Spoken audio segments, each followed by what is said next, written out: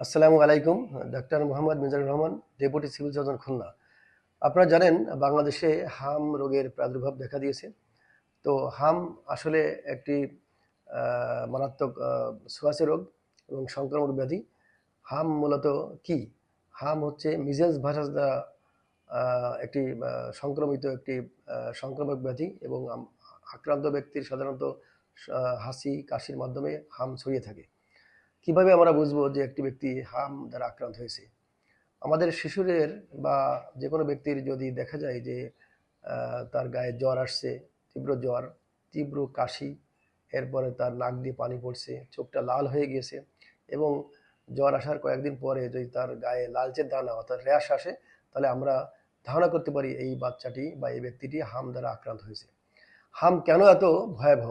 হাম এত ভয়াবহ এই কারণে যে যদি কোনো ব্যক্তি হাম দ্বারা আক্রান্ত হয়, তাহলে ওই হাম দ্বারা আক্রান্ত ব্যক্তি আরও 18 জনকে মানে সুস্থ মানুষকে কিন্তু সে হাম ছড়াতে পারে। এজন্য হাম এত ভয়াবহ। তো হাম হলে এর জটিলতা কি? হাম হলে এর জটিলতা হচ্ছে অর্থাৎ কমপ্লিকেশন হচ্ছে কি, যে হামের কারণে একজন ওই শিশুটির তীব্র নিউমোনিয়া হতে পারে, অনেক সময় অন্ধত্ব বরণ করতে পারে, এরপর তার মস্তিষ্কে প্রদাহ হতে পারে, ডায়রিয়া হতে পারে, অপুষ্টি হতে পারে এবং মস্তিষ্কে প্রদাহ হতে পারে। এজন্য হামের চিকিৎসা অবশ্যই প্রয়োজন। তাহলে হামের চিকিৎসা কি? হামের চিকিৎসা হলে আমরা সাধারণত যদি হামের এই লক্ষণগুলো আমরা দেখি, তাহলে অবশ্যই আমরা চিকিৎসকের পরামর্শ নিব এবং বাচ্চাটিকে আমরা আইসোলেট করব, অর্থাৎ অন্য বাচ্চাদের থেকে দূরে রাখবো। হামের চিকিৎসা সিমটোমেটিক, যেহেতু এটা ভাইরাসজনিত রোগ, 7 দিন পরে এমনিতেই ভালো হয়ে যায়।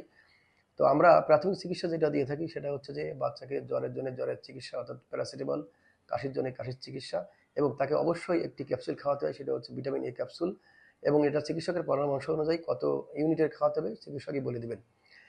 তবে কিছু আপনাদের কিছু সচেতনতা বা স্বাস্থ্যবিধি মেনে চলতে হবে, যেমন ওই বাচ্চাটিকে মাস্ক পরানো বা তার হাতে গ্লাভস পরানো, এটা করতে হবে। পাশাপাশি বাচ্চাকে অবশ্যই অন্য বাচ্চাদের থেকে আমাদের দূরে রাখতে হবে। তো হাম আক্রান্ত কোনো ব্যক্তি যদি আপনার বাড়ির আশেপাশে থেকে থাকে, অবশ্যই তাকে নিকটস্থ চিকিৎসকের কাছে নেবেন। এবং আমাদের রুটিন ইপিআইতে আমরা যে ভ্যাকসিনগুলো দিয়ে থাকি, অর্থাৎ MR1 এবং MR2, একটা হচ্ছে আপনার 9 মাসে এবং একটা হচ্ছে 15 মাসে। এই ভ্যাকসিন দুটি অবশ্যই আপনাদেরকে কিন্তু আপনার বাচ্চাকেই অবশ্যই আমাদের প্রদান করতে হবে। তো এই হচ্ছে হাম সম্পর্কে আপনাদের আলোচনা। আশা করি হাম সম্পর্কে সচেতন থাকবেন, আপনার বাচ্চাকে সুস্থ রাখবেন। ধন্যবাদ।